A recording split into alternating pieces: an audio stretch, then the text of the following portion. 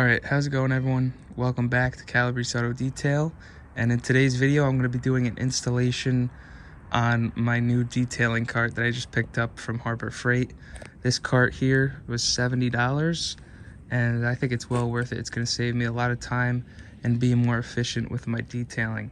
So the point of this cart here is to be able to roll it around the car and have all the supplies with me instead of going back and forth from my van.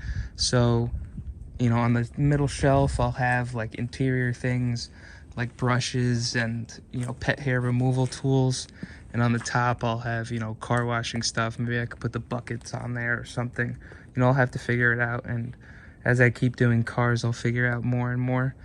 But in the video coming up after this little intro, I'm going to be installing this bracket here.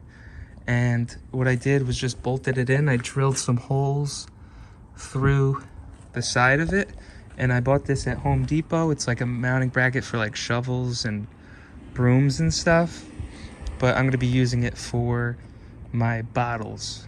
So this one could be all-purpose cleaner, this one can be spray wax, and this one can be ceramic spray wax or something. I don't know, but I'll figure it out as the time goes on.